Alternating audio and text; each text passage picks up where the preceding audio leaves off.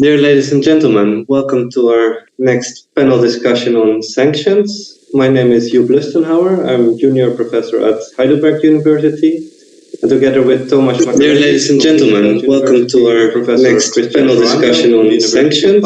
My name is Joep Lustenhouwer. I'm junior professor at Heidelberg. We organized this panel discussion in cooperation with our German-Ukrainian NGO, Freundschaft, kennt, keine, Grenzen e.V. And Thomas and I, as well as our moderator, Alexandra Avdenko, are also members of this NGO. So why are we here today? Well, of course, ever since the start of the Russian full-scale invasion of Ukraine more than 15 months ago, there have been lots of talks about sanctions on the Russian Federation and their effectiveness. And the EU, for example, has already implemented 10 different sanctions packages. But one important goal of the sanction coalition is preventing Russia from obtaining crucial equipment and technology that is needed for them to continue their war efforts. So we ask ourselves the question today, are the currently imposed sanctions effective in achieving this goal? Or are we still feeding the Russian war machine? And in the latter case, what should be done? So at this stage, I'm very happy to welcome our guests who can help us shed light on these questions. They form a very interesting group of experts with both theoretical and practical knowledge about sanctions implementation, sanction busting, and sanction circumvention. So first of all, a warm welcome to Professor Beata Javorcik, Chief Economist of the European Bank of Reconstruction and Development and Professor in Economics at the University of Oxford. Next, I'm very happy to welcome two experts from Ukraine, Tetyana Guchakova from the Black Sea Institute of Strategic Studies, and Andrii Klymenko from the monitoring group of BlackSeaNews. And finally, a warm welcome to Bryan, who's professor in political science at Rockefeller College of Public Affairs and Policy of the University at Albany, SUNY. And before we start, I would like to point out that today's event is not only about giving us new insights in the sanction situation, but it will also help to save lives. And this is because we would like to use this opportunity to raise funds for aid for Ukraine through our NGO.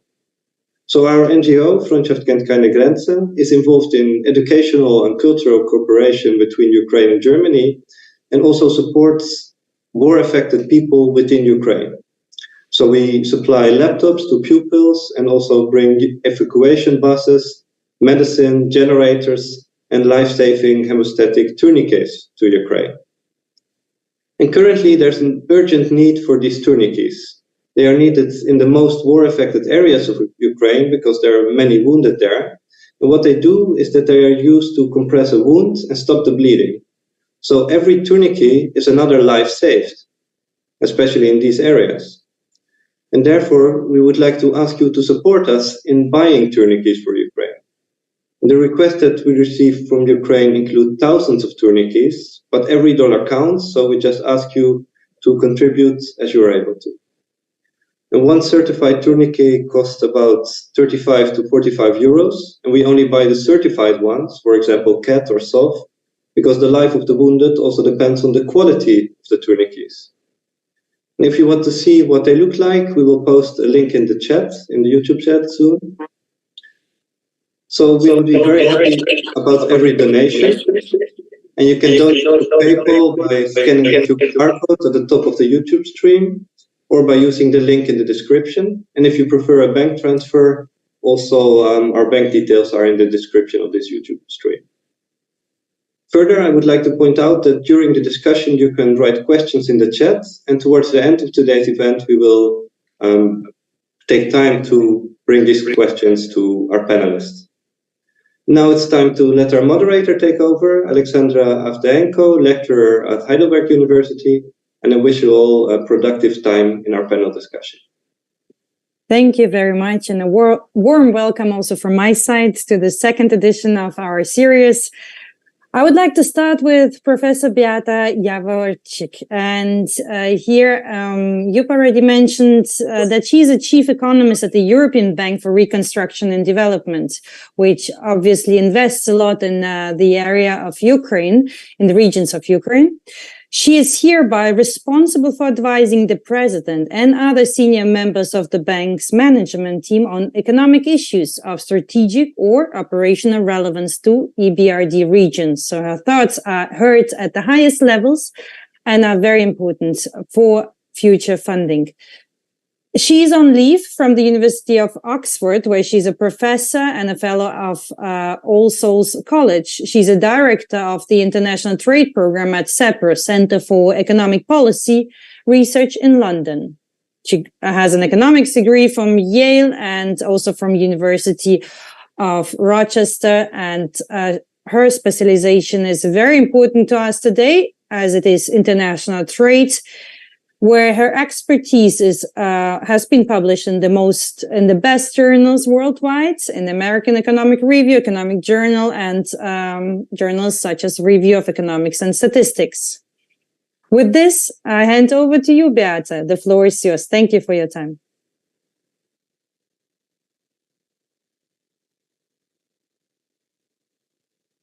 We don't hear you, Beata, I don't hear you. Something happened. Yup, you here, or is it only me? No. Mm-hmm. Can you hear me? Yes, now. Okay. Yes, thank you. Oh, okay. So, hello, everyone. Thank you very much, Alexandra, for this very generous introduction. Thank you very much for having me here. It's an event on an important issue, but it's also an important event because it can help Ukraine in its heroic efforts. At the EBRD, we stand with Ukraine. We have deployed 1.7 billion euros last year to help keep heating on, to help keep lights on, to help keep trains running. And, we continue our engagement in the country. But today, I'm not going to talk about EBRD. I'm going to talk about international trade, and in particular about the analysis we have done with two colleagues, with Max Hupilkin and Alex Plekhanov.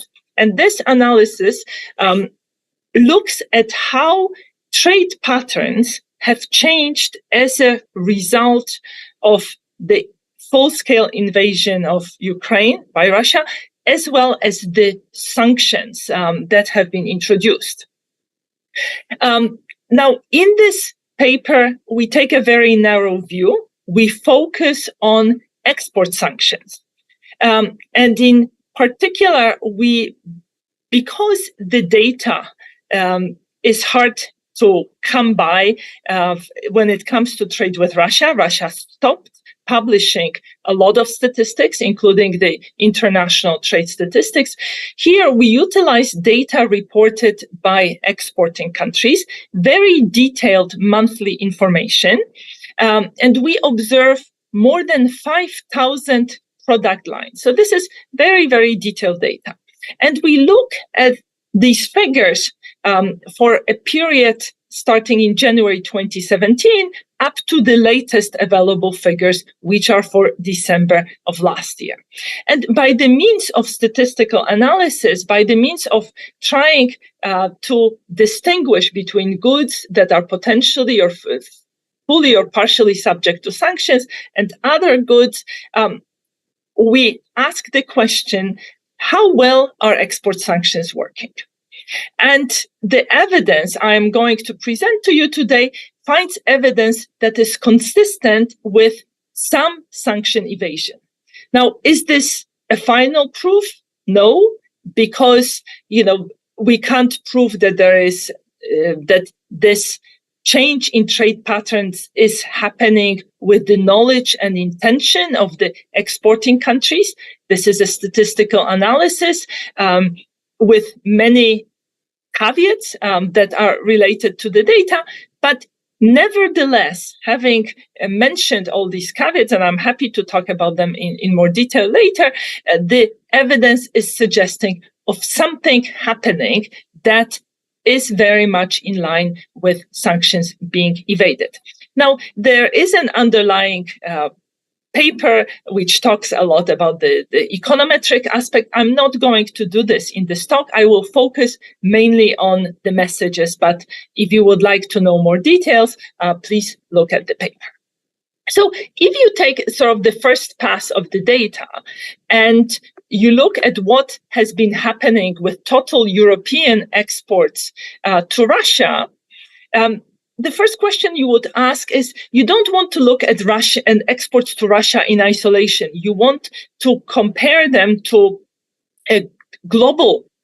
European exports to the rest of the world, simply because there were many things happening both on the supply and on the demand side. So in order to take this into account, we sort of, as the first pass, we look at total European exports to Russia relative to total European exports to the rest of the world, right? And if you do that in the left-hand side graph, you will see there is a very substantial decline in exports to Russia. Then the line at the bottom, the dark line, looks at European exports to Kazakhstan, Kyrgyzstan, and Armenia, and again normalizes them by European exports to the world. And when you do this, you see that as European exports to Russia are dropping, exports to these countries, which I will call CCA3, are on the rise. Now, in the paper, we also consider American exports, but because so far we have managed only to process the data on European sanctions, now I will focus in my discussion on the exports to Europe. But if you consider the right-hand side graph, you see American exports to Russia dropping very dramatically, and at the same time, there being some increase in American exports to Kazakhstan, Kyrgyzstan, and Armenia. Now, as Europe is stepping away from the Russian market, this creates an opportunity for other countries to step in. And as you see in this graph, we are seeing a big increase in exports from Turkey to Russia, from Turkey to Kazakhstan, Kyrgyzstan, and Armenia.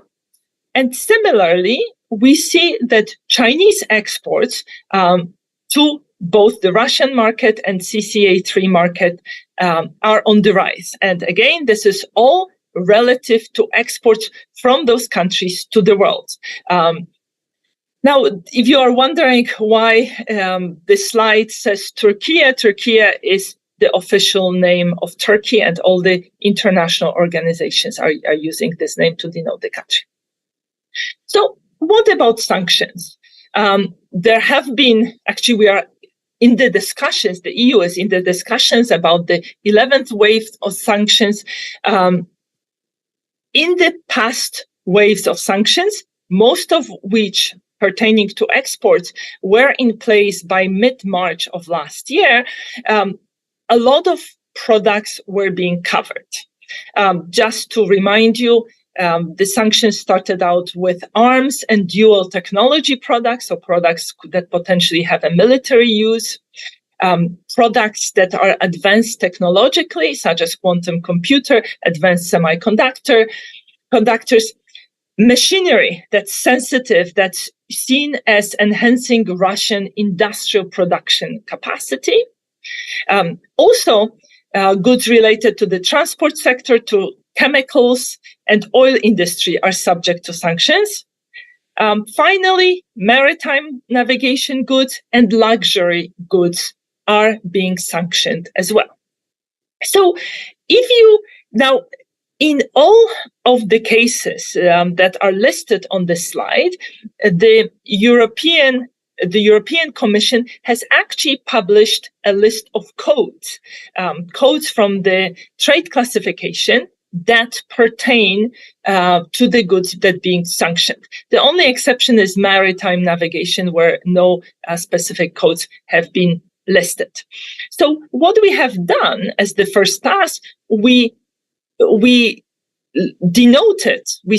the goods for which we have the data into goods that are subject to sanctions, goods that are not subject to sanctions. And then we looked at the evolution of exports to various markets. So if you look at European exports to Russia, you see very big drop in general. So this is, these exports dropped by more than a half.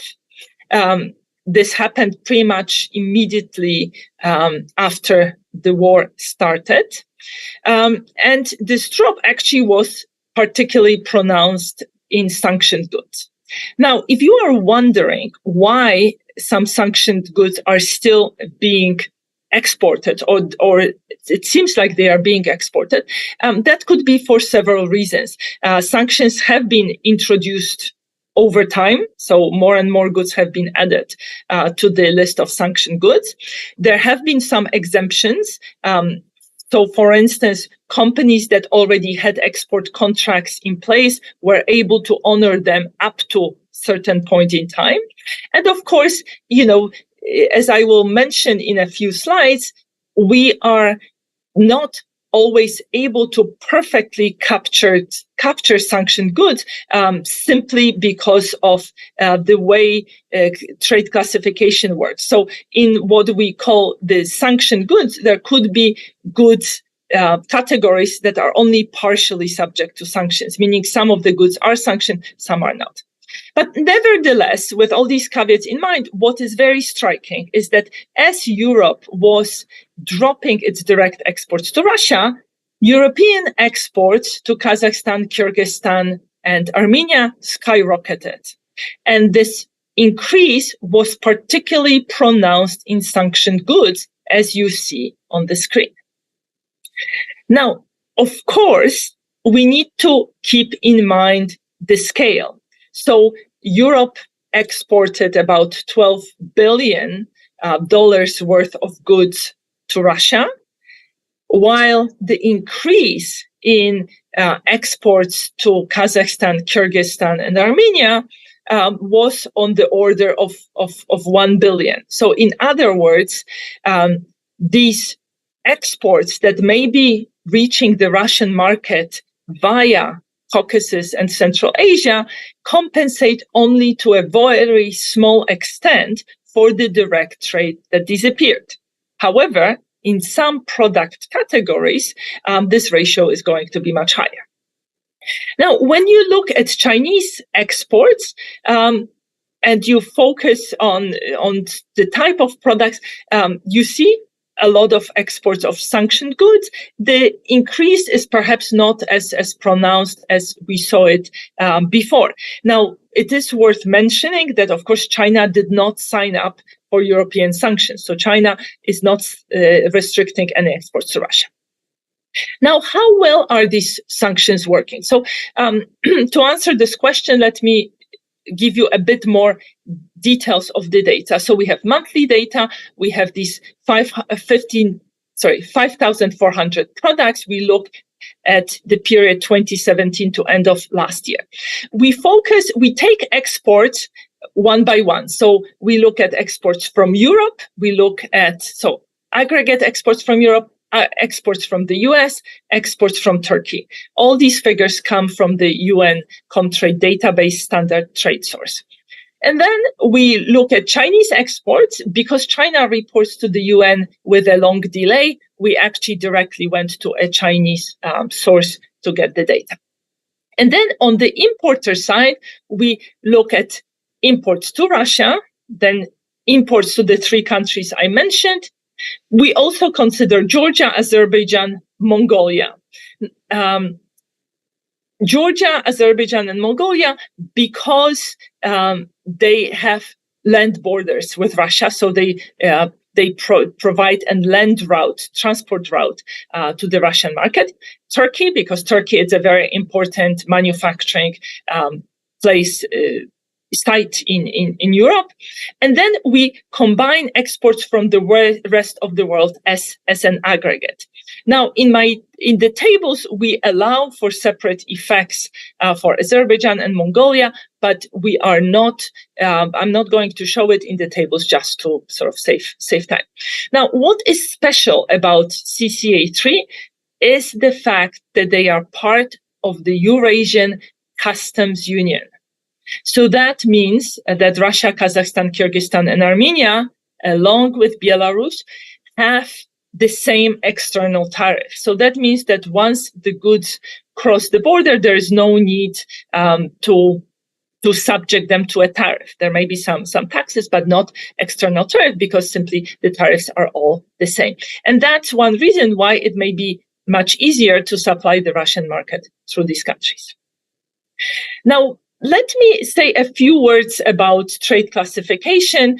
So trade classification comes into sort of two-digit trade classification. An example would be knitted apparel. So knitted clothing as an example of two-digit product category. Then if you go deeper into three-digit, you can see men's and women's garments. If you go into four-digit, then you observe, for instance, men's shirts. And then if you go deeper, you can distinguish between cotton shirts made of cotton versus shirts made of man-made materials and so on. So these are, you can think of this as sort of a product grouping, product line. Now, so we translated this list of sanctioned goods into this six-digit product code. Now, many cases, the whole six-digit product line is subject to sanctions. Now, in some cases, however, only some products are subject to sanctions. So, for instance, in the six-digit category of sparkling wine, champagne is subject to sanctions, but Prosecco is not. But in the trade statistic, we can only observe the category of sparkling wine. So hence this caveat about partially covered products. Beata, about 5 minutes. Perfect. Thank you. I mentioned that luxury goods are subject to sanctions. Here, the sanctions talk about the value of the product. So, for instance, cars may be subject of sanctions if the price is above 50,000 euros, or ski suits are subject to sanctions if they cost more than 300 euros. Now, we also look at goods that are similar to sanctioned goods. So basically, these are goods that if you have a four-digit product category, you have a good that's one of the goods within that category is subject to sanctions, other are not. And they are called, we call them similar products. Now, we focus on them because the trade literature has shown that in order to evade border taxes, exporters and importers often misclassify the products. So to give you an example, an X-ray machine for medical use is not subject to sanctions, but an X-ray machine for industrial use is subject to sanctions. So you may want to export an X-ray machine for industrial use, but pretend that it has medical use and therefore is not subject to sanctions. So if we look at the data as a whole, about a third of products are subject to sanctions, about a quarter are products similar to sanctions, and then the other products are not. So what we do in our analysis, we do a sort of what we call a triple difference. So we look at products at trade from Europe to Russia. So we look, is our exports directed at Russia behaving differently than exports directed at other countries? Is this behavior different for goods that are subject to sanctions versus goods that are not subject to sanctions?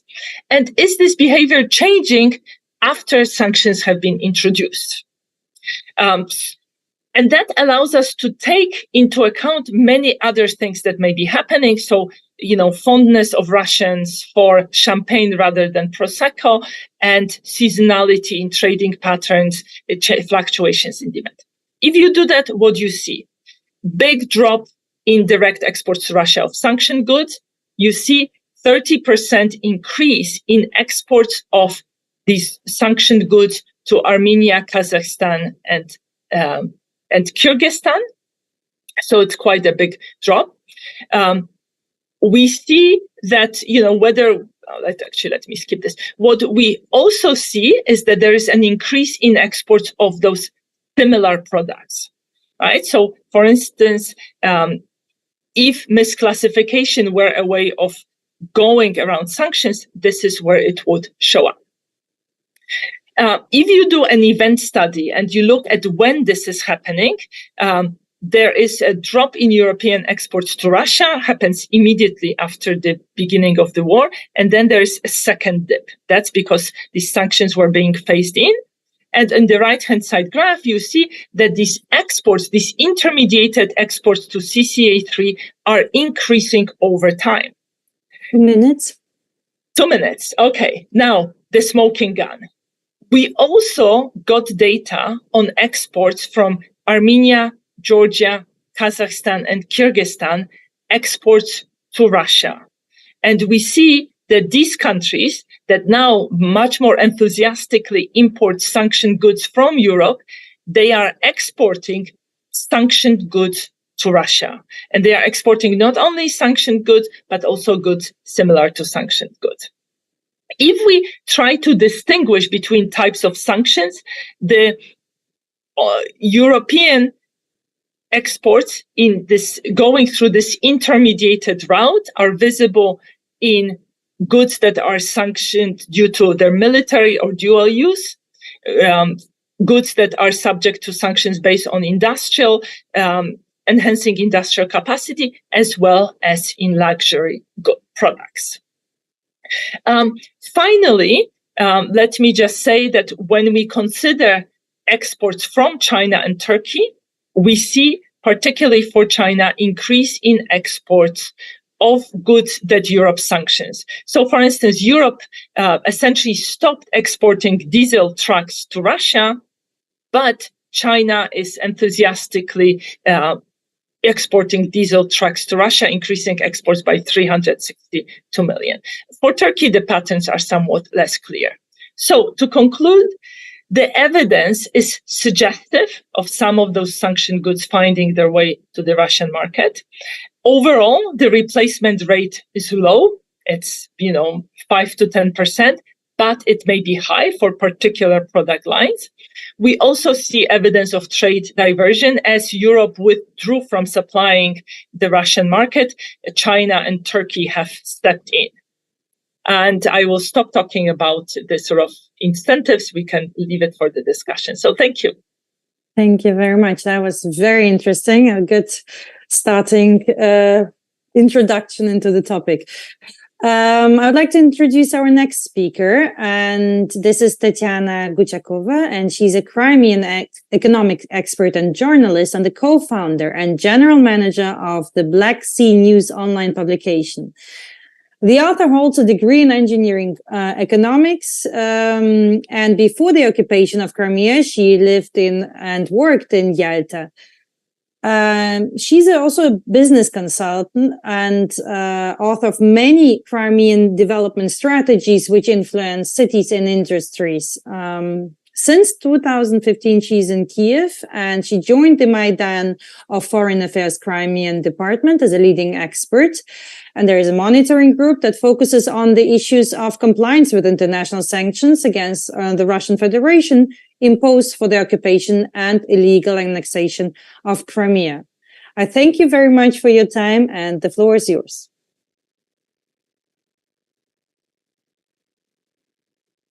Добрий день, колеги. Дякую за вашу зацікавленість темою санкцій. Я трохи розкажу про механізми обходу санкцій, які використовує Росія. Почнемо з санкцій до конкретних юридичних осіб. З російськими підприємствами, щодо яких запроваджені санкції, може відбуватися достатньо багато речей для виходу із цих санкцій.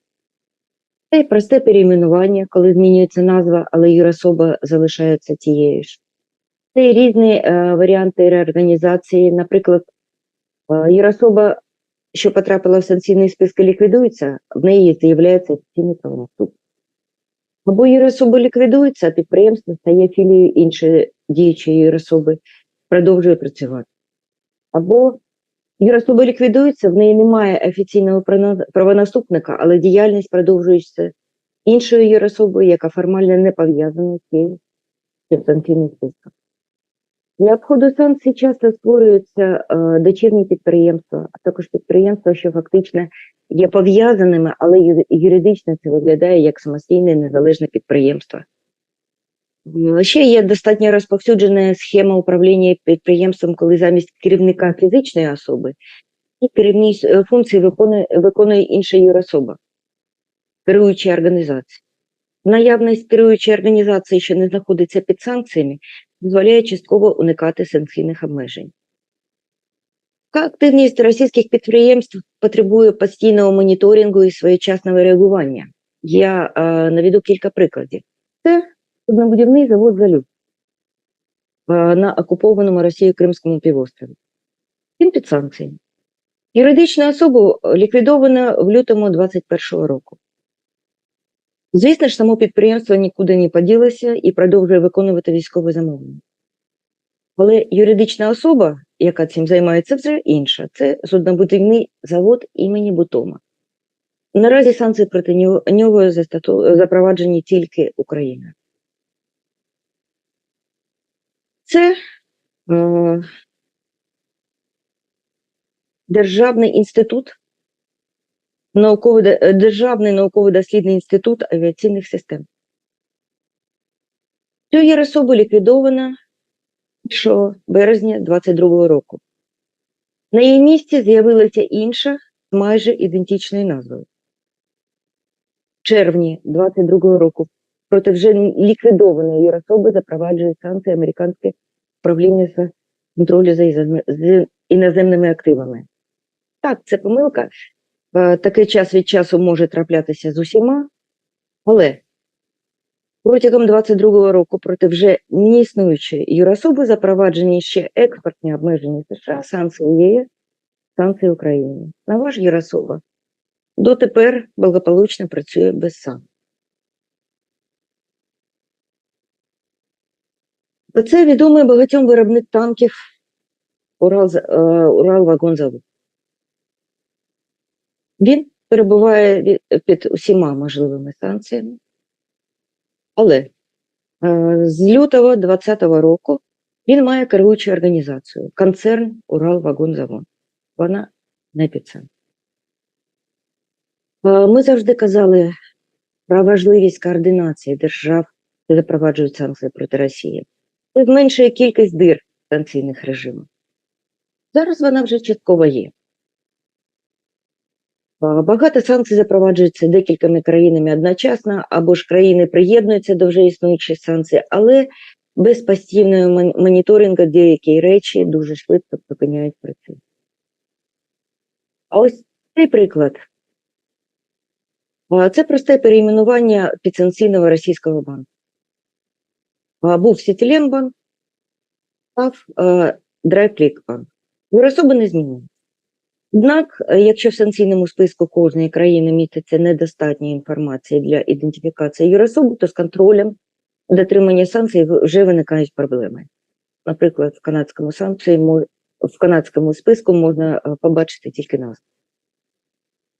Тобто важливий не тільки моніторинг змін, а ще й наявність у списку достатньої кількості інформації для ідентифікації юрособи, до якої запровадженості.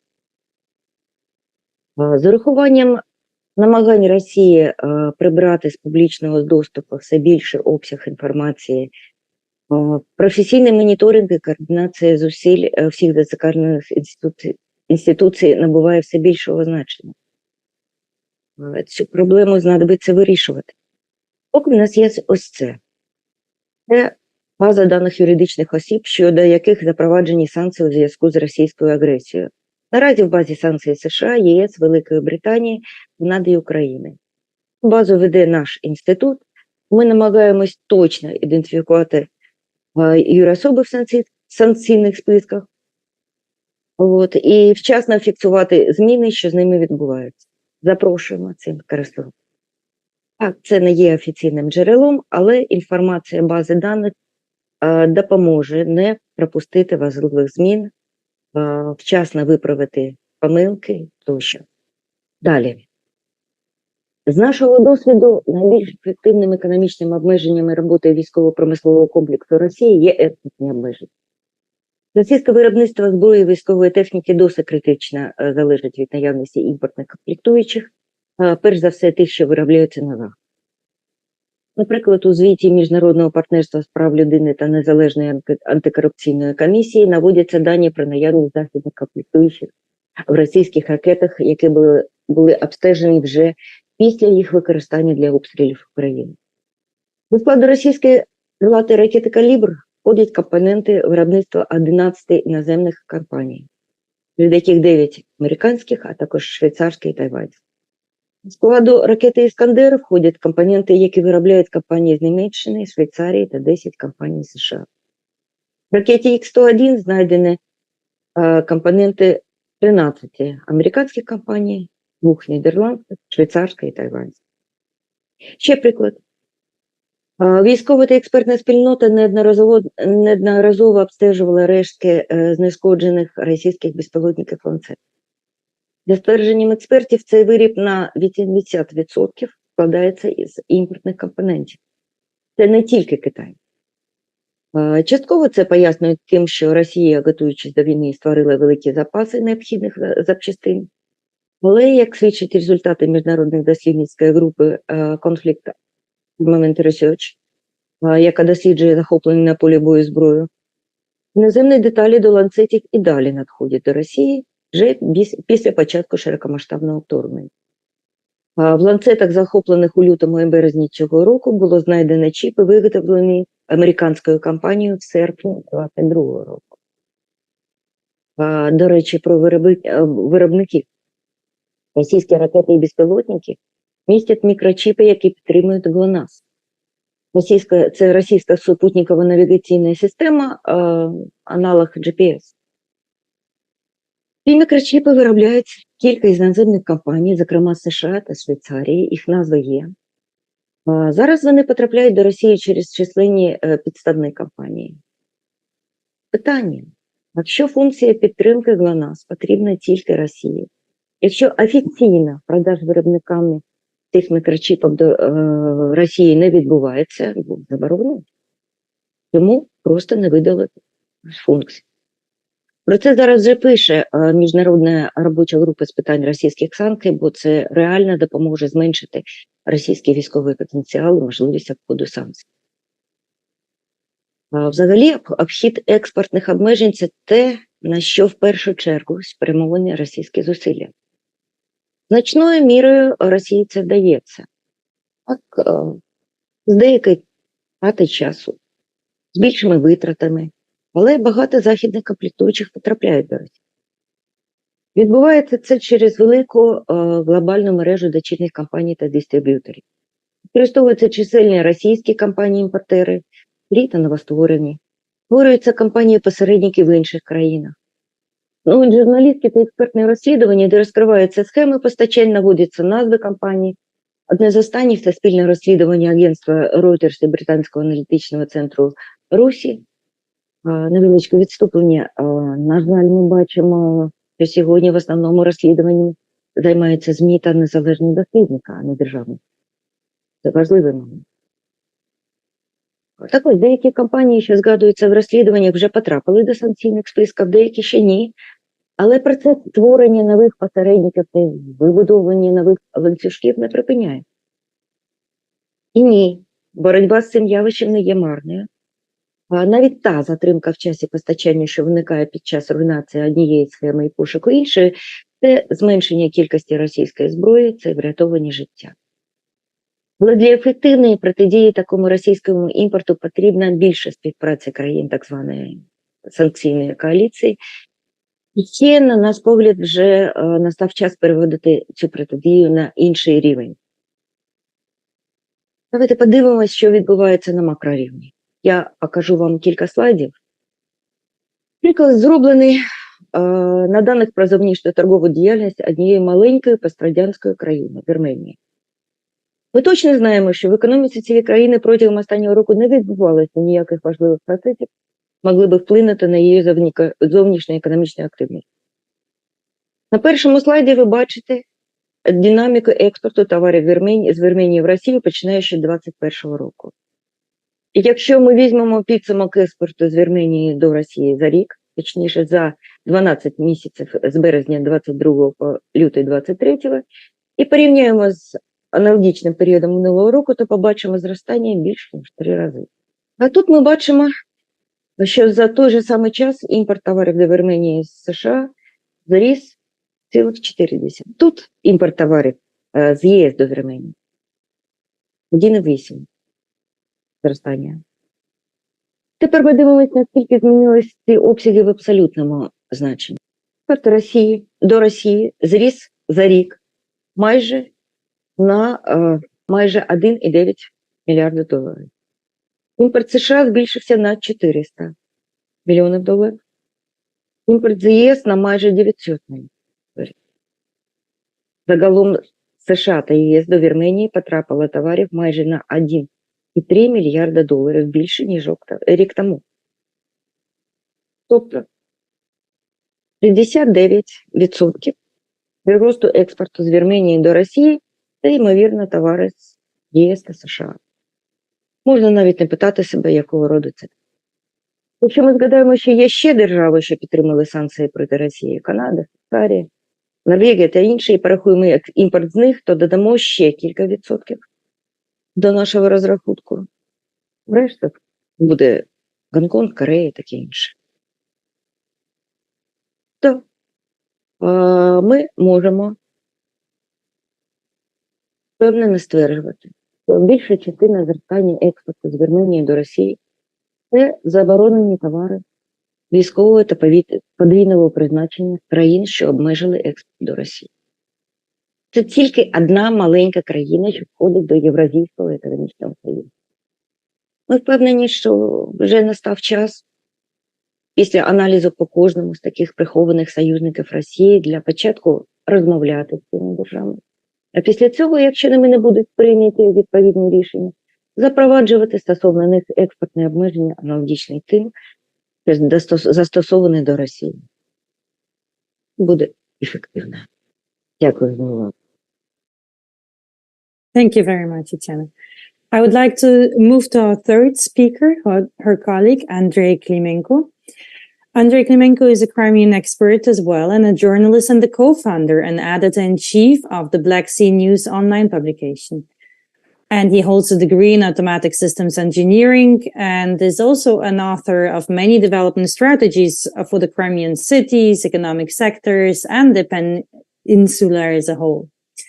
Since 2014, he has been together with the rest of the Black Sea News editorial staff in Kiev. And in 2014, he is the author, joined the Maidan Foreign Affairs as a chairman of the supervisory board and head of the Crimean department since 2017. Mr. Klymenko has been the head of the monitoring group of the Black Sea Institute of Strategic Studies.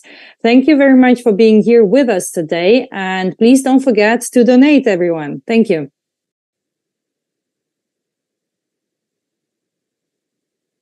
Шановні друзі, з виступу моєї колеги ви зрозуміли, що ми на практиці займаємось санкціями проти Росії. Додам вже протягом 9 років з часів окупації Криму, де ми жили і працювали. Нам вдалося дещо досягти. Свідоцтвом є кримінальне переслідування з боку ФСБ відносно нас обох і моє перебування в офіційному списку терористів та екстремістів Росії. Оскільки пані Тетяна вже розповіла про деякі висновки та приклади з практичної роботи, я хочу на базі нашого досвіду сформувати деякі узагальнення та прогнози щодо санкційної політики. Але спочатку важливий приклад з нашого звичного повсякденного життя. В перший день Великої війни і в перший масований ракетний обстріл 24 лютого минулого року Росія випустила по території України більше 160 далекобійних крилатих ракет.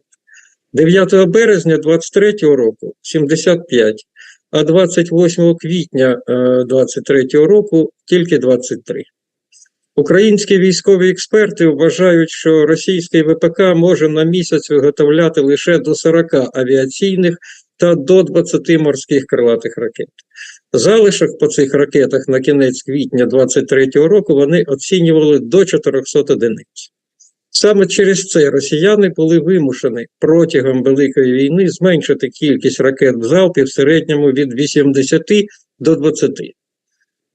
При цьому періоди часу між масованими атаками крилатими ракетами збільшилися від кількох днів до десятків днів. Зауважимо, що Путін, Медведєв і Шойгу вже багато разів за цей рік ставили перед своїм військово-промисловим комплексом завдання в декілька разів збільшити виробництво таких ракет. Але поки що цього не відбувається, тому що в Росії не вистачає необхідних для цього компонентів та обладнання західного виробництва. Отже, санкції працюють, і в цьому немає сумнівів. Але працюють не так, як очікувалось. І в цьому теж немає сумнівів. Оскільки безпрецедентна для 21 століття війна вже йде 441 день. А тепер декілька важливих тез. Перше. В цивілізованому світі досі вважається, на щастя вже не всюди, що мета санкцій – змінити політику тієї держави, на яку накладають санкції. Це помилка. Це не працює стосовно тоталітарних режимів. Ну що, політика Північної Кореї змінилася? Що політика Ірану за 40 років під санкціями змінилася? Політика Росії теж не зміниться, бо вона тоталітарна держава. А висновок. Мета санкційної політики щодо тоталітарної Росії має бути такою. Нанесення максимальної шкоди спроможності Росії вести цю війну. Поразка Росії у цій війні та неспроможність вести наступні війни. Друге. Серед аудиторії сьогодні багато науковців. Вони знають, що від точних визначень сути явищ, тобто початкових умов задачі, залежить адекватність рішень, адекватність планів дій. Тому треба відкрито та без сором'язливості або обережності зрозуміти і говорити, що в цьому випадку санкції – це економічна війна проти агресора. Звідси витікає в тому числі наступна теза. Третє.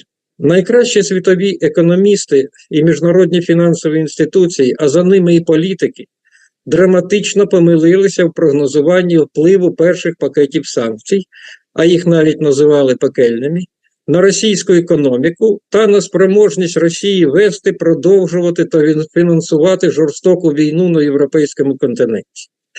Сьогодні кількість санкцій вже вимірюється тисячами. Вона стала безпрецедентною в сучасній історії.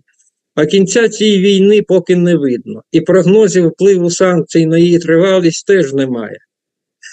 Наслідки цього вимірюються багатьма показниками. Кількістю вбитих українських військових та цивільного населення. За відчуттями це вже шестизначні цифри. Катастрофічними збитками для економіки України, мільйонами переміщених осіб та біженців, розбалансуванням світових ринків зерна та енергоносіїв, економічними втратами країн санкційної коаліції. Це не обвинувачення. Це свідчить про виняткову складність задачі часткової воєнно-економічної ізоляції величезної держави з гігантською довжиною кордонів, з величезними природними ресурсами в умовах сучасної глобальної економіки. Це неординарний науковий та практичний виклик, що має бути вирішений. Мої наступні тези будуть присвячені конкретним пропозиціям щодо того, як рухатися в напрямку вирішення цієї задачі. Теза четверта. Перед вирішенням будь-якої складної проблеми має бути технічне завдання або завдання на проєктування. Оскільки мова йде про спроможність вести війну, то на першому місці серед авторів цього завдання мають стояти не політики, а військові професіонали. Саме військові професіонали мають сформувати вченим, економістам, інженерам, урядовцям завдання на проєктування, наприклад, таке: зробіть так, щоб Росія не могла виробляти далекобійні крилаті ракети. А звідси стає зрозумілою подальша деталізація. Наприклад, уточнення номенклатури електронних та оптичних компонентів, що використовуються в цих ракетах та не виробляються в Росії. складання списків виробників цих компонентів в країнах санкційної коаліції, списків експортерів цих компонентів та країн, куди вони експортуються та кому, списків видів продукції мирного призначення, де використовуються аналогічні за характеристиками компоненти – телевізори, побутова техніка тощо, тощо, тощо. Тут треба дійти до товарних кодів, що використовуються на митницях. Ви всі це собі уявляєте, звичайно. Але я хочу підкреслити, що ми з вами можемо не уявляти, наскільки гігантською за обсягами є ця робота в умовах сучасної економіки. І нарешті ця робота має мати результатом заборону на експорт та реекспорт цієї номенклатури продукції.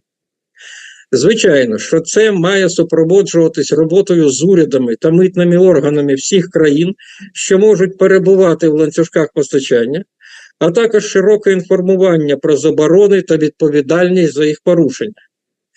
Не помилюсь, якщо скажу, що таких видів продукції, сировини, матеріалів можуть бути не сотні, а тисячі. Фактично, це повернення від добровольного обміну інформацією відносно постачання в треті країни товарів технологій подвійного застосування до відомого, але майже забутого КАКОМ – Координаційного комітету багатостороннього експортного контролю, що існував з 1949 по 1994 рік. Але вже на новому рівні, з урахуванням Великої війни в Європі та розвитку того самого подвійного застосування на новому технологічному рівні. З розуміння обсягів такої роботи логічно випливають наступні теми. 5. Такий рівень задач та обсягів, на нашу думку, вимагає створення спеціальних потужних урядових інституцій. На сьогодні вони є далеко не в кожній країні санкційної коаліції. До речі, згадаємо історичний досвід. Свого часу у Великій Британії під час Другої світової війни було створено навіть Міністерство економічної війни. І зараз ми це відчуваємо на практиці, вже неможливо обійтися без створення спеціальних міжвідомчих організацій по контролю за порушеннями санкцій. Всі ці структури в різних країнах мають взаємодіяти в щоденному режимі. Так, це дорого, так, це додаткові бюджетні витрати, це рішення парламентів, це організація діяльності урядів, це нові кадри. Але без цього планомірної системної роботи не буде. І ми будемо в Україні, як і зараз, знаходити в залишках російських ракет, літаків і танків електронні компоненти та прилади виробництва США, Німеччини, Франції, Японії тощо. Шосте, і це, мабуть, найскладніша тема, але вона є вирішальною. Ключове питання, на яке має існувати відповідь, таке: як на практиці забезпечити, щоб критичні для російської армії передові західні технології, компоненти, прилади та матеріали не потрапляли до Росії через треті країни. Кордон з Росією з Китаєм 4200 кілометрів, з Монголією 3500 кілометрів, а з Казахстаном найдовший безперервний сухопутний кордон в світі – 7591 кілометр. Звичайно, ми бачимо повідомлення про дипломатичні зусилля ЄС та США стосовно реекспорту їхньої підсанкційної продукції до Росії і цінуємо це. Але ж ми розуміємо і те, що сучасна Росія – це кримінальна держава. Крім того, це держава, яка з часів СРСР не створювала нові технології, а викрадала їх за допомогою потужної розвідки, науково-технічного шпіонажу, від шарикопідшипників до атомної бомби та мікросхем. В ній існує величезний досвід, свого роду національний вид спорту, створення дуже талановитих схем обходу різних заборон. І вони знайдуть спільників в цьому в сусідніх країнах. Тому ми припускаємо, що розвиток подій може поставити питання про застосування експортних обмежень не тільки до Росії, але й до країн, що мають спільні кордони з Росією, та входять разом з нею до міждержавних організацій та зон свобідної торгівлі. Так, ви вірно здогадалися, мова йде про СНД, Євразес, ШОС і БРІКС. Так, ми розуміємо, що введення санкцій, в тому числі експортних обмежень, це збитки для країн, що їх вводять. Ми розуміємо і більшу проблему, що це може призвести до фактичного поділу світової глобальної економіки на два табори за ознакою відношення до тоталітарної Росії. Але не ми розпочали цю війну. І світ вже не буде таким, як був. Глобальні наслідки оцієї російської авантюри ще тільки починаються. І на завершення. Ми в Україні чітко розуміємо, що війна може не завершитися навіть після деокупації всіх українських територій, тобто після виходу на державний кордон станом на початок 2014 року. Росія буде продовжувати обстрілювати нашу територію настільки далеко, наскільки це будуть дозволяти їй технічної спроможності. Тобто санкції проти російського ВПК – це дуже надовго. Дякую за увагу. Thank you so much, Andrii.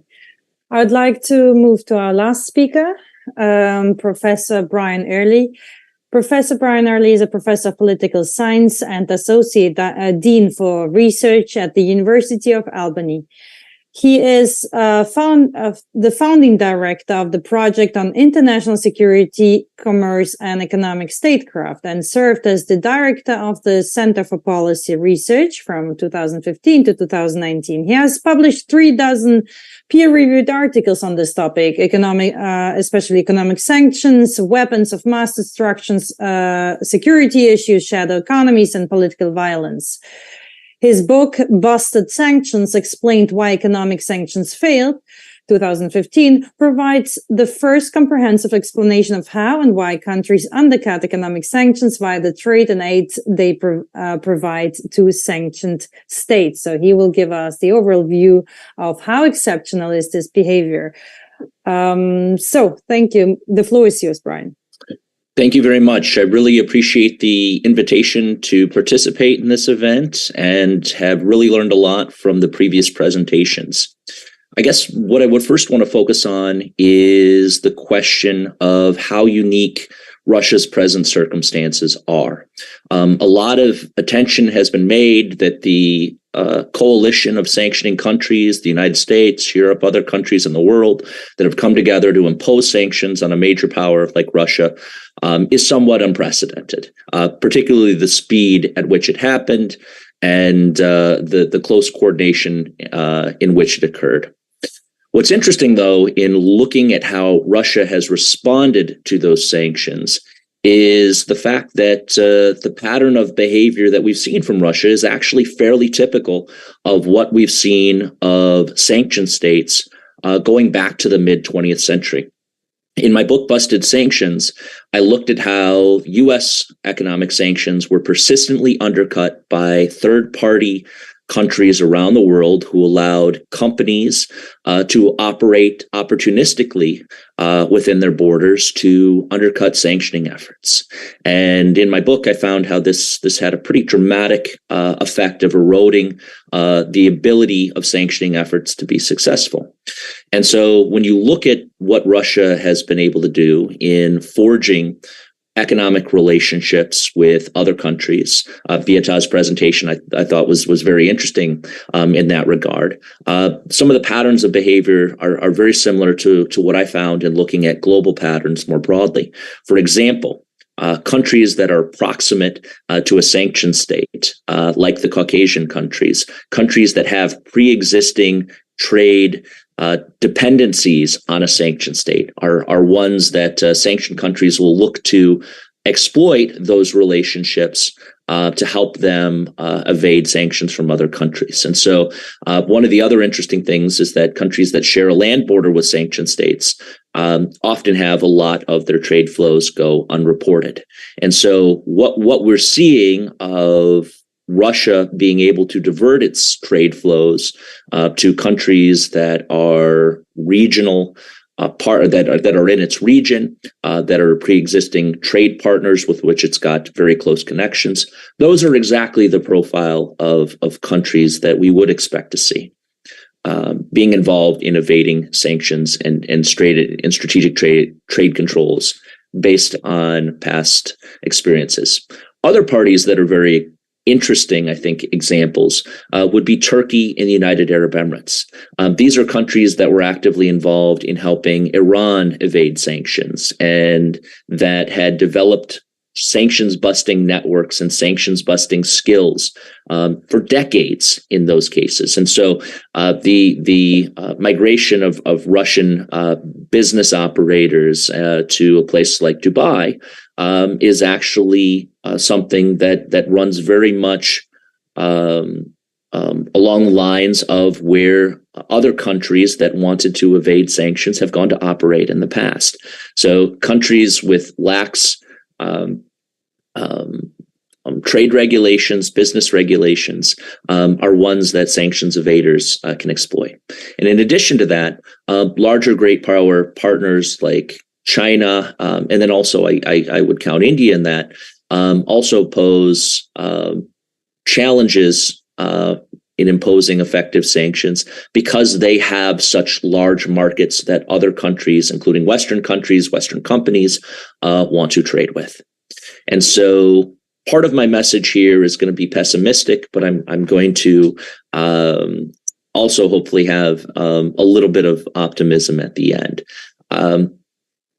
Trying to impose really stringent trade sanctions has been an effort that even the most powerful states in the international system have endeavored to do for decades, and oftentimes not been able to achieve coercive objectives, bring a country to its knees. So in the past presentation about the expectations of policymakers saying that, initially saying that they would impose hellish sanctions and bring the Russian economy to its knees.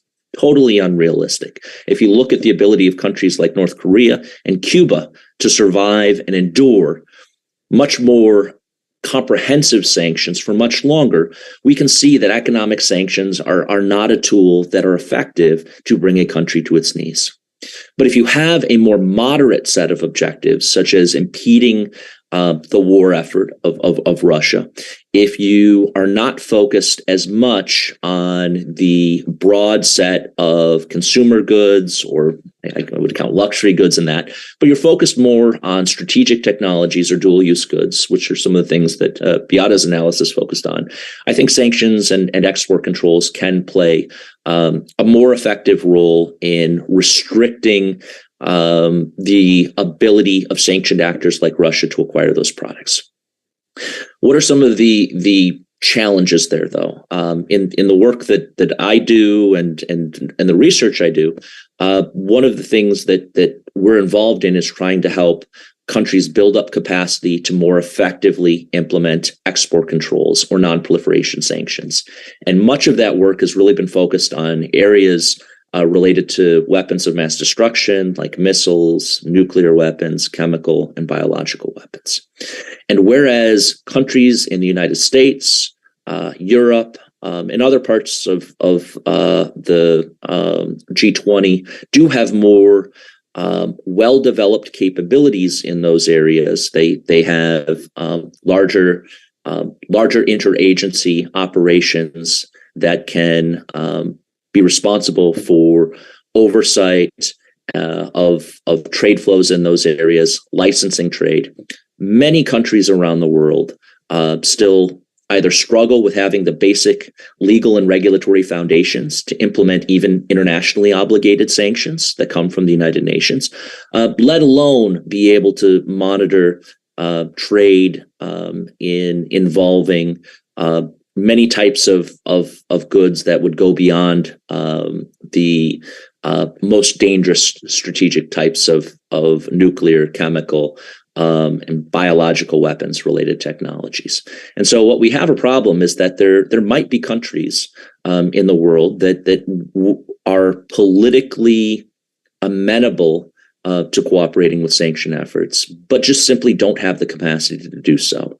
And building that capacity takes significant time, resources to develop and train personnel, to be able to have an interagency system that goes from a Ministry of Economy, Ministry of Foreign Affairs, and then links to a customs agency to be able to monitor what's going through the borders and then make centralized decisions about what to let through and whatnot. And so that's one of the really big challenges that Russia can exploit is that it doesn't necessarily need to get products directly from the main suppliers in the West. It can look to third-party states that have weaker sets of controls and less of a capacity to impose sanctions or export controls, even if they're politically amenable to doing so. The second part of this is, well, what do we expect from the West?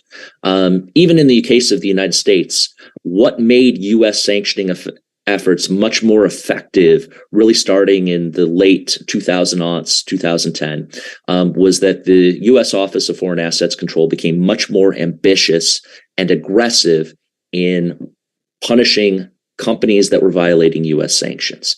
Now, part of its success in doing so, though, was a focus on financial institutions as opposed to institutions that were engaging in trade, because it had a lot better ability to monitor and oversee those transactions due to the United States' central role in the international financial system. Conducting these investigations, even for the United States, takes a lot of time and effort. That's why when you see sanctions infractions punished, oftentimes there's a lag of multiple years after a violation has taken place, before the companies are actually held liable for the violations that we see. So if we want the U.S. and we want greater capability or greater capacity countries in Europe to better monitor and be enforcing their sanctions and export control policies, what we really should be hoping to see, if we think these policies will work, is that these countries will be holding their own companies responsible for engaging in diversions or engaging in trade with countries like China in particular, India, Turkey, the UAE, these types of places that Beata identified as being the recipients of Western technology, where we have an expectation that there are diversions taking place, are the United States, European countries, Japan, are they actually holding their companies liable? And the challenge with that is we might not see those investigations actually come through or see tangible punishments happening. It's going to take time. It could be a year or two, even after infractions are detected, to be fully investigated and punished. Ideally, it would start happening much sooner than that. But just what we can say for now is that enforcement, if it will come, it will have an effect. It's just going to take time. And so this is one of the broader points from the sanctions literature, that we see that sanctions often take time to work effectively, and this is one of the areas. Finally, last points. Okay. While economic sanctions and export controls might not be totally effective, we can imagine them being like pasta colanders, where there are going to be some leaks of water that are coming out. But it's really the size of those leaks than the number of those leaks. And we can imagine a scenario in which, even if things get through, if the products that get through come at a much more significant cost, because many third parties are profit driven and extract a lot of money from transactions, if there are delays that Russia faces, and if the quality of the products they receive is much worse than they otherwise would have, that the sanctions, even and export controls, even if they're not 100% effective, are still having a meaningful impact that's degrading Russia's ability on the ground to wage war with Ukraine. Thank you. Thank you very much. Very interesting. And with this, I would like to go over into the discussion and let you think about the upcoming sanctions package. We mentioned it already, the 11th EU sanctions package. There is talk of potentially sanctioning third countries that help Russia bust sanctions. And is this at all feasible? Also, when it comes to China and Turkey? And if you believe it's feasible, in what form would you recommend implementing such sanctions? Please keep it short. Mrs. Klymenko, Andrii Klymenko, please, would you mind sharing your views on this? У світлі майбутнього 11-го пакету санкцій кажуть про потенційне застосування санкцій до третіх країн, які допомагають Росії обходити санкції. Чи реалістично це, на ваш погляд, особливо коли йдеться про Китай та Туреччину, і в якому вигляді ви б рекомендували запровадити такі санкції? Я спершу хочу подякувати нашим колегам. First of all, I would like to thank our colleagues. І пані Беаті. Miss Beata Javorcik and Professor Early. And Professor Early. Я очікував чогось такого не дуже приємного з висновків. I have expected such unpleasant conclusions as those that have been made today. Ми теж, як фахівці, розуміємо, що це дуже складна проблема. As experts, we also understand that this problem is very complex. Для нас це складніше. Чому? Я кожного ранку після чергового обстрілу в нашому чаті, в нашому інституті, питаю всіх наших співробітників, як вони пережили цей обстріл. For us, it's even more acute because after each bombardment in the morning, I ask my subordinates and colleagues whether they have survived the night. І нещодавно, місяць тому, ракета впала за кілометр і вбила 13 людей за кілометр від того, де живуть троє наших співробітників. And a month ago, the place where 3 of our employees live was bombarded, and their missile hit the place only a kilometer away from their house. Тому я б відповів так на питання. От скажіть, будь ласка, колеги, ми зможемо з вами якось, значить, урядам країн поставити завдання, наприклад, зробити так, щоб відеокарти NVIDIA не поступали до Росії.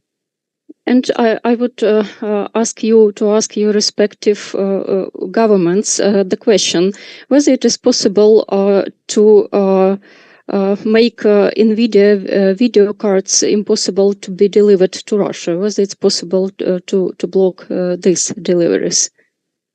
Це ж означає, що в Росії немає експортуватися жоден ноутбук в світі. It means that no laptop should be delivered to Russia. І тому от те, що сказав Брайан про 2 роки,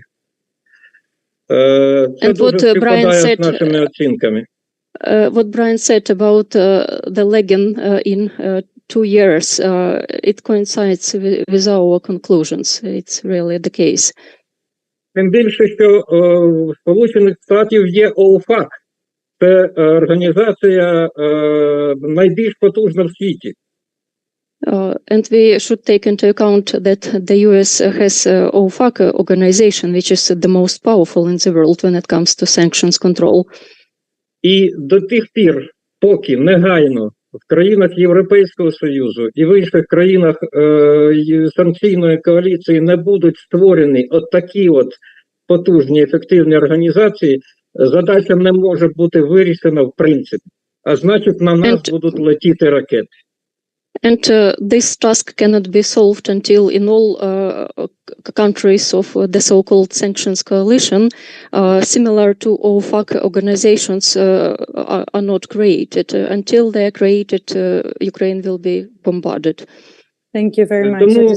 Тому я і кажу, що ми прийдемо, чим більше буде жертв серед цивільного населення в Україні, чим далі буде тривати війна, ми прийдемо до того, щоб санкції поширювати не на Росію, а на ті країни, які входять з нею до зон вільної торгівлі.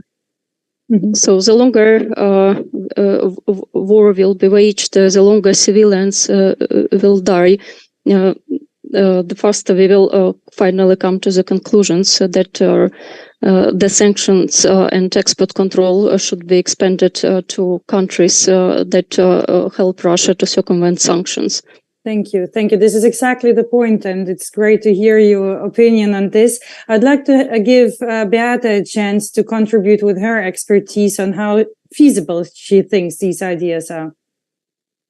Thank you. Well, let me start by thanking the fellow panelists for very enlightening remarks. And I think we all very much agree on many of the points. Just 3 points in response to the question. If you put pressure on transit countries, it is a bit like with a balloon. You squeeze it on one side, it will bulge out on another side. So there are many transit countries, and they don't necessarily need to have even a land border. And there is a limit to how much pressure you can put on very big countries such as India and China, as we have heard in Bryan's presentation. Point number 2, the problem with export sanctions is incentives. Among the countries that impose sanctions, every government wants everybody else to enforce sanctions, but they want to be lenient on their own firms because they don't want their own firms to miss out on export opportunities. And, we've seen this during the Cold War. There were export sanctions and there was busting of export sanctions. So thinking about Europe, I think we would need enforcement at the European level rather than enforcement being delegated to individual governments. Point number 3, financial institutions can help. Some trade uses trade finance instruments, such as letters of credit that are issued by banks. These banks are obliged to comply with know your customer regulation. They are supposed to understand where the shipment is going, who is going to use it. And that limits the ability of trading firms to engage in sanctions avoidance. And actually, in our analysis, we see that products that are typically traded using such trade finance instruments, in those products, you see less of sanction evasion. Thank you. Thank you very much. Very interesting.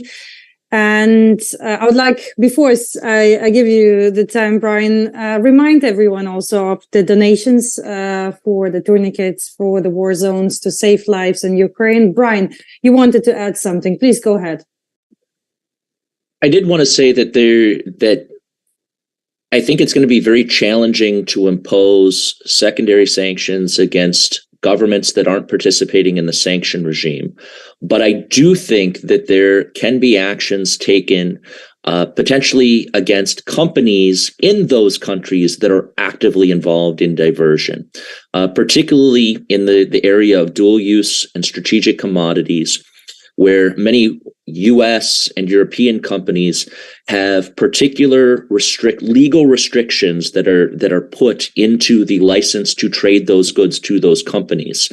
And if those end use provisions are violated, it creates a legal liability for those companies. Like if we want to think about the ZTE case in China, in which they can subsequently be fined or then denied access to their future ability to obtain those dual use or strategic products if they've been found to engage in diversions. So maybe not countries altogether, but if there are large, important companies that are involved in diversions, then targeting them using their own violation of trade provisions can provide I think a more legitimate means and more politically controllable type of way of punishing sanctions diversion activity. And Bryan, what do you think about naming and shaming? Would that work with firms? Should that be maybe a tool that should be employed more systematically at the EU or other levels? I think so, and this is partly some of my research on sanctions enforcement. I found that when OFAC tends to target countries or companies that have larger brand names and that are more higher profile.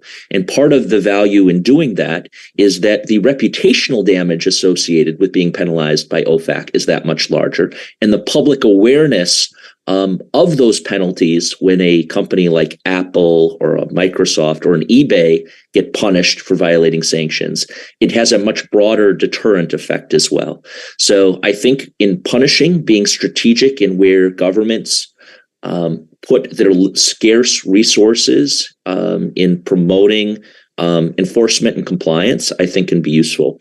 I think on the public side, one of the interesting things of the Jeffrey Sonnenfeld Yale data on all the companies that voluntarily decided to withdraw their business. One of the interesting things is not all companies have necessarily followed through on doing that. And so there were news stories recently about the company Heineken introducing new beer products in Russian markets, even though it had committed to withdrawing its operations from the country. And it created quite a bit of bad press and news that Heineken had to respond to.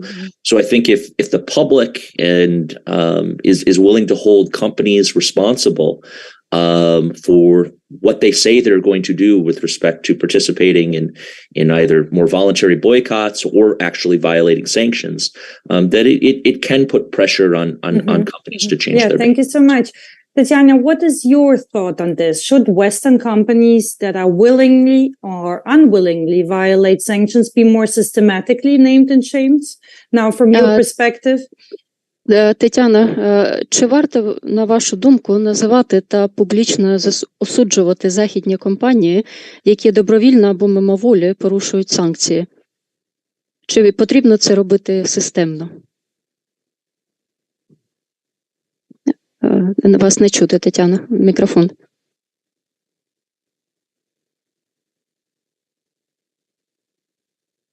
В своєму виступі я не привела назви компанії тільки тому, що мені не вистачило часу. Був дуже стислий таймінг. In my speech, I haven't named any companies publicly only because of time shortage. Так, я вважаю, що називати ці компанії варто. I think it's worth mentioning these companies. Наш український досвід показує, що розголос завжди допомагає вирішуванню проблем. Our Ukrainian experience demonstrates that publicity always helps to solve problems. І взагалі ця війна триває вже достатньо довго, щоб компанії-виробники вже змогли розібратися, що відбувається з їх продажами, і відреагувати. And this war has been going on for long enough time for companies, manufacturers to figure out what is going on with their products and to react accordingly. Тому я вважаю, що їм треба просто приймати рішення і обирати, чи прибутки сьогодні, чи репутація надовго. So I think they have to make a choice whether to choose today's profit or their future reputation. Thank you very much. This is very insightful, and I'd like to come to exactly the topic you're raising here on communication and publicity. And we have good experts on this, people that are generating important data. Andrii and Tetyana, you have shown that. Beata, who's impressively using a wealth of data sets. How could the communication between Ukraine and its partners be improved in terms of information sharing, sharing information on facts, and on how sanctions are violated? Do you think there is still some scope, and what ideas would you have? Maybe Andrii first, and then Beata, and everyone else can jump in, of course. Андрій, як ви вважаєте, як можна покращити комунікацію між Україною та її партнерами в сфері обміну інформацією про порушення санкцій?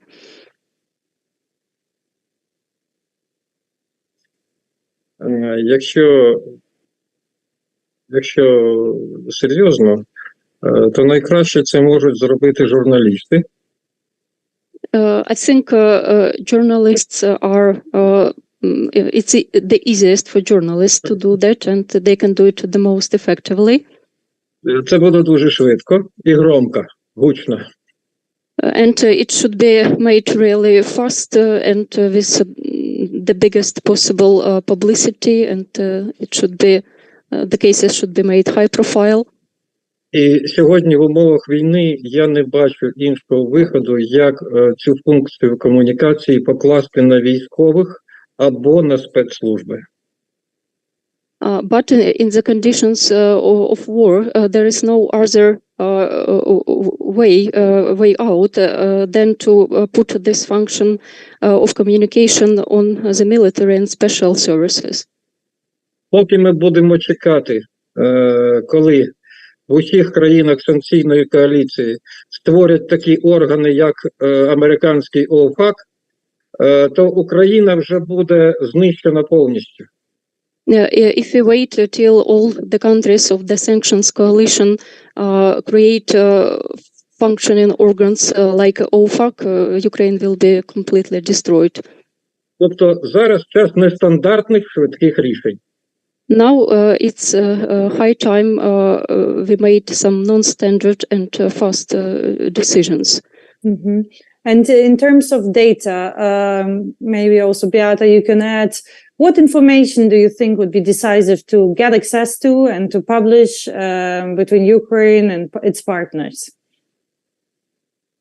I think it's important to talk about this issue, and each of us has a role to play there, right? Journalists, like our fellow panelists, can talk about the fact that missiles that fall on Ukraine, that hit Ukraine, have foreign components.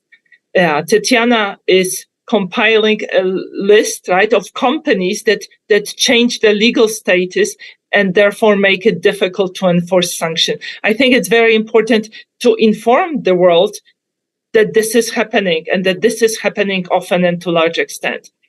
We, on our side, document that publicly available data show patterns that are very indicative of violations taking place. And Bryan is talking about what history can teach us about the problems with sanctions.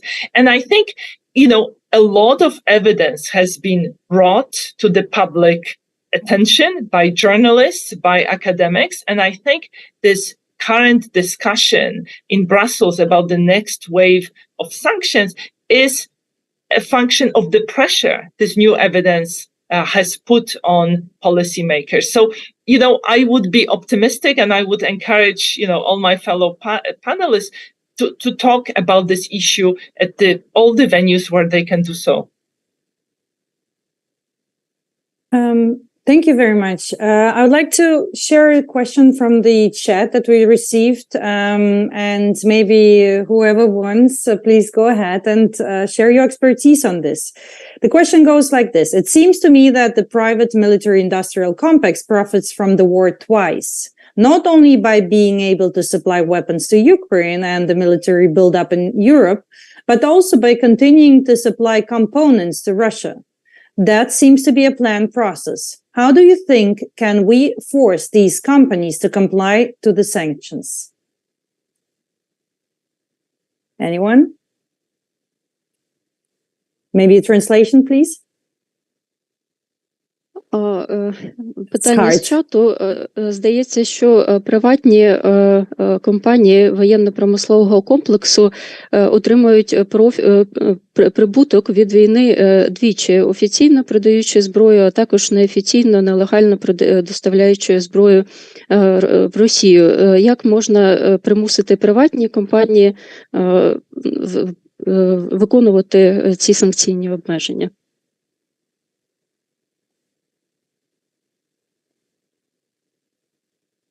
Beata? Well, look, I think what we can do is increase public pressure because, while these companies may be benefiting, the public is feeling the pinch through many channels, but one of them is the loss of peace dividends. In the last several decades, spending on this side of the Atlantic, spending on defense has been low, and that meant that spending on social causes in other areas was possible. Now, increased military spending will mean that other types of expenditure will be squeezed out. And I think, talking about this and educating voters will be a way of putting pressure. Thank you. So communication again. Bryan, your last word for the overall session. Thank you. I do think one of the larger implications of the conflict is that many governments are rethinking their supply chains when it comes to the production of strategically valuable goods. And so a lot of that has been globalized. I do think one of the movements that we're going to see is an increasing onshoring of those capabilities, and that comes with trade-offs.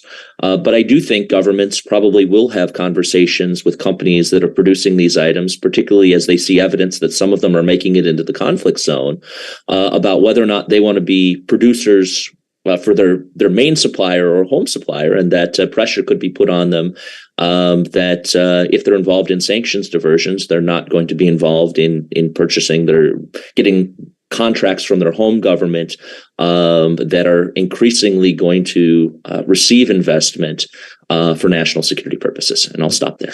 Thank you. Thank you so much. I've seen that Tetyana wanted to add something. Please go ahead, share your views with us. Тетяно, якщо ви хочете щось додати щодо цього питання, будь ласка, вас слухаємо.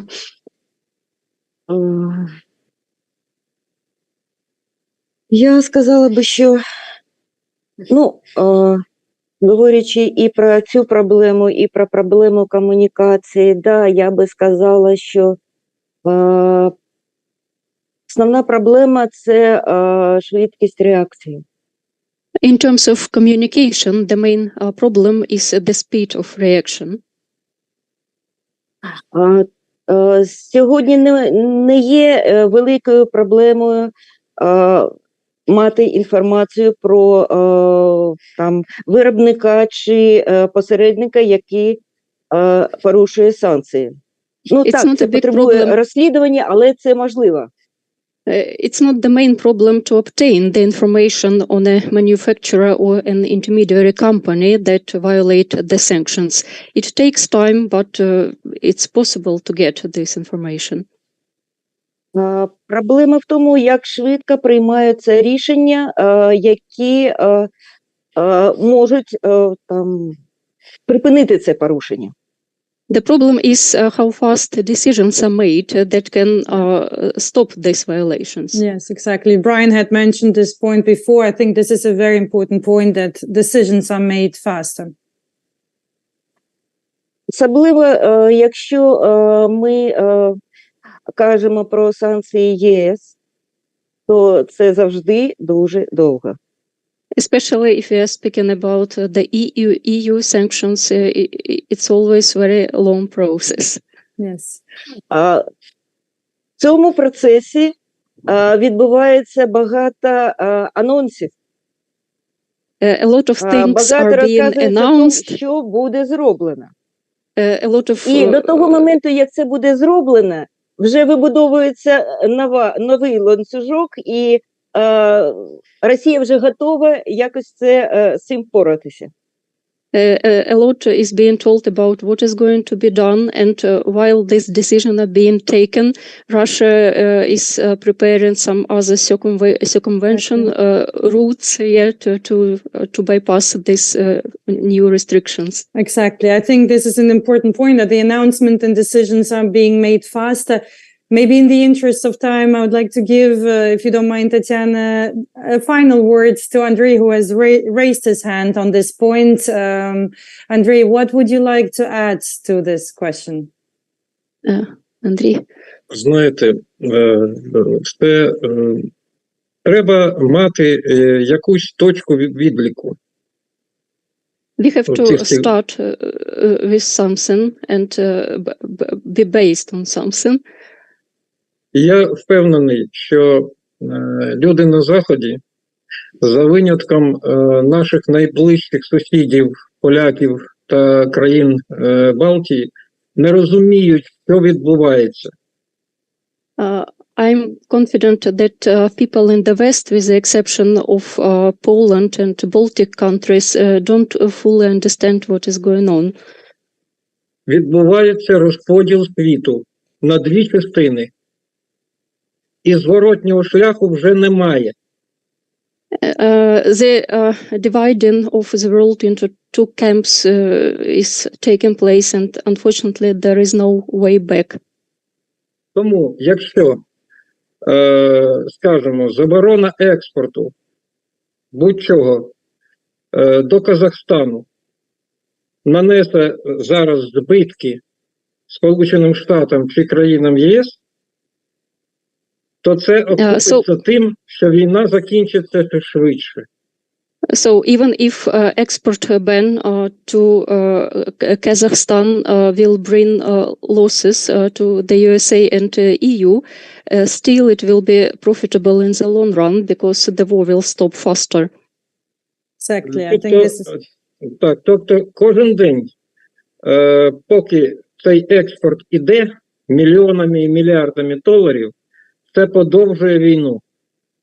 So every day this export continues, the war goes on. Exactly.